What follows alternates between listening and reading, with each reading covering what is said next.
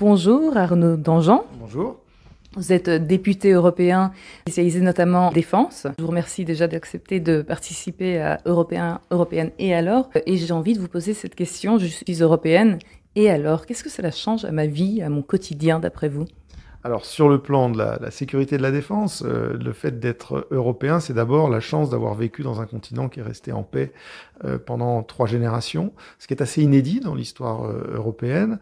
Et ça, c'est quelque chose, c'est sans doute une forme de luxe dont on se rend pas toujours compte. Et j'allais dire tant mieux. Les Européennes et les Européens aujourd'hui, en particulier les jeunes générations, pour eux, c'est une évidence.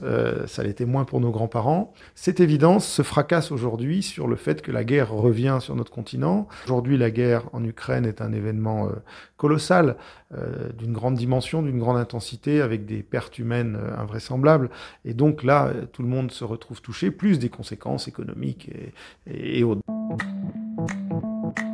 2-3 projets d'envergure concrets qui jouent sur notre sécurité, sur notre défense. Alors l'argent qui est dépensé en européen dans la défense, donc l'argent des impôts français qui vont à l'Europe et qui vont ensuite dans des projets européens, ça peut être l'achat de satellites. Alors là, on est dans des applications qui permettent effectivement de travailler dans la défense, mais pas seulement, puisque les satellites, c'est très important pour les communications, la connectivité. Donc aujourd'hui, dans notre vie quotidienne, on utilise l'espace est une partie intégrante, et ça, on s'en rend pas compte du tout, mais de notre téléphone jusqu'à nos objets à la maison, jusqu'à notre télévision, enfin, tout ça a besoin de satellites. Donc ça, c'est un acquis important dont on se rend pas compte. Ça passe très au-dessus de nos têtes, pour le coup, mais c'est quelque chose de très concret. L'argent des citoyens européens finance aussi de la recherche qui peut être de la recherche fondamentale ou de la recherche plus industrielle, technologique, pour développer de nouveaux systèmes d'armement, mais de nouveaux systèmes de défense au sens large. Et ça, c'est quand même près de 8 milliards d'euros sur les 7 dernières années. C'est un chiffre qui paraît très important à l'échelle quotidienne. 8 milliards d'euros, c'est énorme.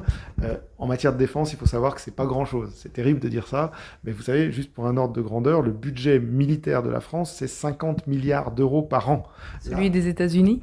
700 milliards, un peu plus de 700 milliards, entre 700 et 800 milliards de dollars par an. Là, on parle de 8 milliards pour 7 ans pour 27 pays. Donc, vous voyez, mais c'est quand même important. Et on peut faire des choses avec 8 milliards. Et on fait beaucoup de choses en matière de recherche. Et ce qui est intéressant dans la recherche militaire, c'est que généralement, la recherche militaire débouche sur des applications, bien sûr militaires, mais aussi beaucoup d'applications civiles. Internet est né grâce à des investissements massifs de la défense aux États-Unis. Beaucoup de progrès dans l'aviation civile se font à partir de progrès d'abord dans l'aviation militaire, des innovations. Bref, tout ça, c'est de l'argent qui va dans de la recherche. Et encore une fois, c'est de la recherche de défense, pas que de la militaire au sens strict. Et ça, c'est quand même quelque chose de très important. Aussi pour rendre l'Europe moins dépendante des autres. Il y a peut-être un autre aspect qui manque à nos concitoyens, c'est de connaître qui se cache derrière les députés européens. Donc, est-ce que vous pouvez nous parler de votre passé ? Est-ce que vous venez de la société civile et oui. À quel titre ? Alors, société civile entre guillemets, parce que moi je viens du monde de la défense, mais je suis pas tombé dans la politique en étant tout petit. J'ai eu un métier avant de venir au Parlement européen. J'ai passé 15 ans au ministère des Armées en France, mais comme civil, et puis ensuite au ministère des Affaires étrangères. Donc, je suis un fonctionnaire français. Et puis ensuite, j'ai décidé de faire de la politique et j'ai été élu au Parlement européen en 2009. Donc, ça fait maintenant 15 ans. J'ai fait 3 mandats. Je vais arrêter parce que je souhaite faire encore autre chose.